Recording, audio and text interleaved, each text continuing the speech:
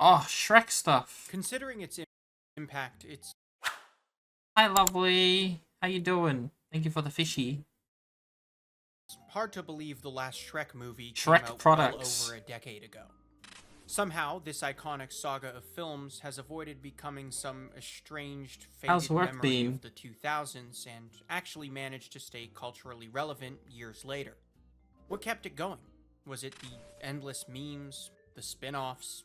Was it Al Pacino's phone case at a dinner party? It was a gift. It Huh? was a gift from my daughter. Whatever the reason, it's clear that something about the franchise Sup, resonates little with Jim us on Bob. a cultural level. So much so Hi, that lovely. the Library of Congress actually inducted the first Shrek Lovely. film into the National Film Registry, an honor reserved only for films that prove to have a, quote, historical, cultural, or aesthetic significance. And in a lot of ways, it was Because right. ass don't ask you Shrek about was a work. clever, Okay, satirical okay. jab at the last 60 My years bad. of fairy tale style animation, with a general appeal that managed to charm How are you doing audiences young and besides old. work? That's what ultimately made the movie an instant classic and, unarguably, a smash hit. Little did Shrek we was know so good, that man. DreamWorks would leverage this position with one of the most obnoxiously aggressive marketing campaigns of the last 50 years. For over a decade, DreamWorks would put Shrek on Oh, almost the Shrek TV. Oh my god. I'm on the verge of crashing out these days. Oh my god. every product imaginable. And one way or another, we eventually all bought in. By Shrek 3, it was practically a part of everyday life. One day we all just rubbed our eyes and realized we were It bathing cuisine. with Shrek shampoo and eating green ketchup. And it wasn't even our fault. As part of their marketing efforts, DreamWorks had made it their sole initiative to have a tie-in product with almost every major brand on the planet. McDonald's? They partnered with McDonald's? It was virtually unavoidable. And depending on where you were in the world, those product tie-ins could get very, very weird. So today, we're taking a break from the deep dives to look at some of the weirdest Shrek-themed products that DreamWorks ever licensed. Some good, some Twinkie. bad, and some deadly for some reason. And unsurprisingly, many of those products were snacks, primarily targeted towards children. A Shrek snack box. Mmm. That looks so appetizing and yum. Yummy. In a lot of ways, the 2000s kind of felt like an Area 51 style testing grounds for children's food products. You had a lot of shameless use of artificial coloring, 14-syllable ingredients, dunkables, dippables, whatever this is, and Ew. a whole lot of other offenses. And it's not to say that these foods aren't still Ah, Fruit Loops are great. I love Fruit Loops. So good. prevalent today, but we're talking about a time when a much larger portion of parents were You less love concerned Shrek? with I know you do. You have a nutrition Shrek and t-shirt. more concerned with getting kids to just shut up and eat. And this kind of ignorance gave companies a lot more room for experimentation. Now, when it came to Shrek-themed food products, that was no exception.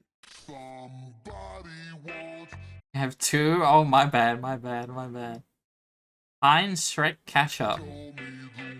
In 2000, Heinz took a look at a chart and realized that roughly half of ketchup consumers were children. And since it takes a grown-up to realize that ketchup is a C-tier sauce at best, they inevitably tried to find more ways to appeal to kids. In Mentos their Crunch. efforts, Heinz pushed their Golden Grams R&D and department Pops. to the forefront of ketchup technology, re-engineering their formula to produce an artificially colored ketchup in a myriad of different colors. And it just so happened that a year later, the first Shrek movie came out.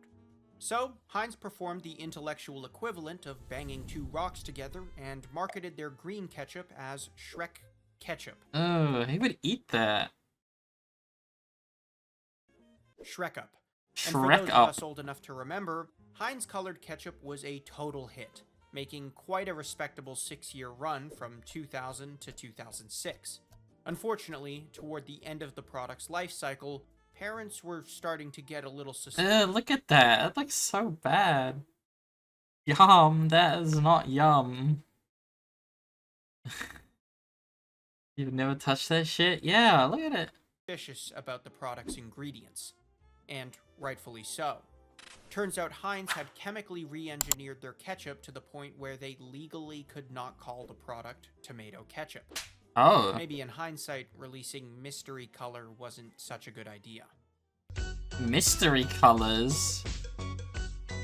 Apparently, TV dinners aren't so depressing when you're a kid, which is probably why kid cuisine was so popular. Just by looking at the boxes, kid cuisine appears to hold the record.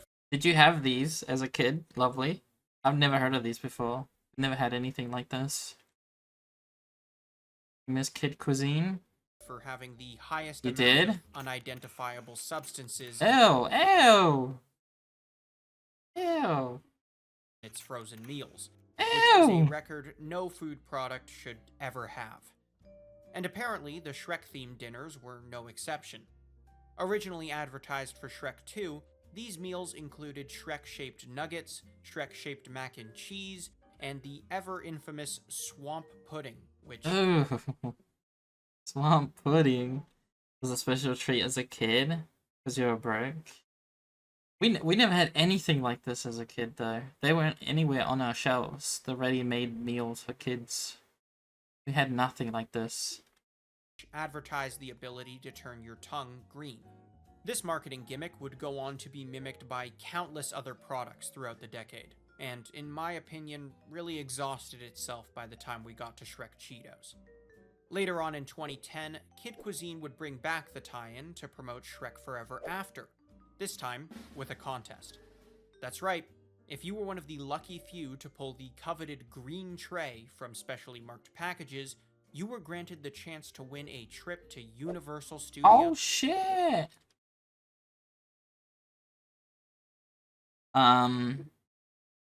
It's probably vanilla, but green. Maybe. Because countries out. Yeah, I know. We have a lot of banned colors and stuff that are not allowed in foods and drinks over here, but we didn't have anything like similar to that over here either. To meet Shrek, who, at least for a time, Yeah, was still I kind never of a saw work in anything progress. So what's about Kid Cuisine up to kids today? snack back Any new products, boxes exciting new for like partnerships? dinner or anything. Nope. From one look at their website, it barely looks like their menus changed. Wait, they're still around. They've mascotted to a From one penguin. look at their website, it barely looks like their menus changed. In fact, They have the company's brownies. never even made an effort to branch out with their meal items or provide healthier alternatives. Frozen? But can we really expect much from a company that once advertised color They like to changing poison us desserts as- slowly. Yeah.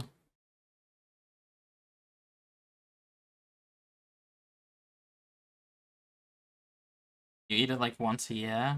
It's USA's version of population control. an attractive selling point?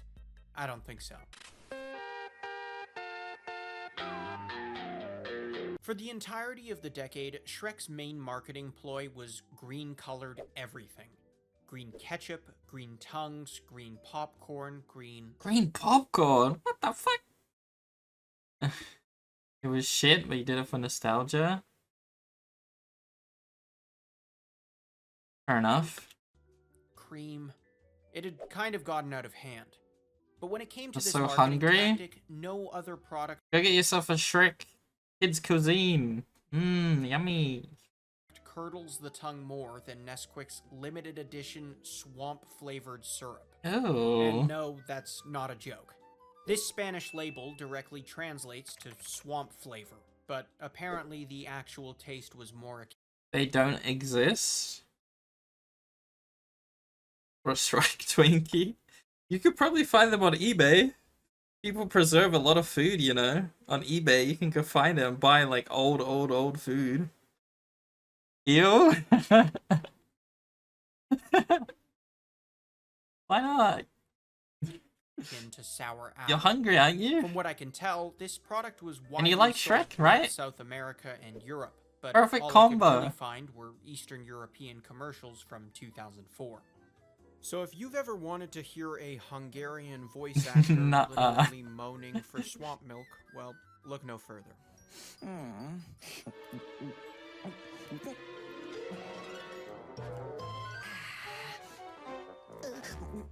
As much as I want to hate this product, I very well may be in the minority, as it appears as though a petition has been Shrek might be your personality, but nah. Don't even want to know how old the Shrek Twinkie would be and how fast it would kill you. created to actually bring this stuff back. Oh, and they're like super close to. Wait, let's see. I want to have a look if there's any eBay. Let's have a look. Shrek Twinkie. There probably wouldn't be any here. Oh my god, they are selling them. Oh, it's an ad. Twinkie print ad 2004.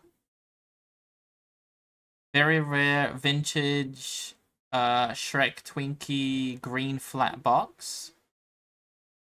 They don't have the original food though. They just have the boxes and like advertisements. There's SpongeBob socks, Twinkie socks, A1 sauce socks.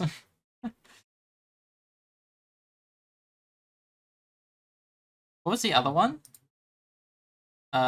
Kids Cuisine, right?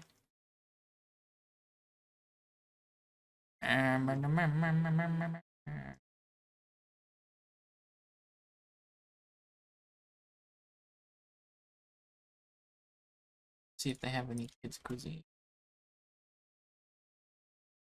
Boxes.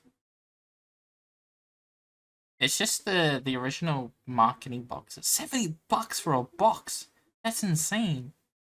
Just for the box alone, no food.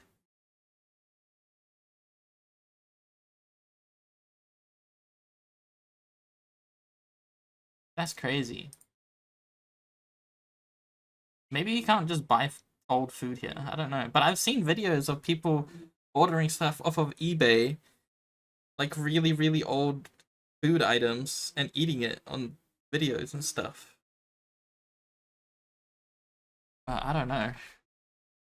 Reaching their goal. So if any of you want to be the change you wish to see in the world, I've gone ahead and linked the petition down below.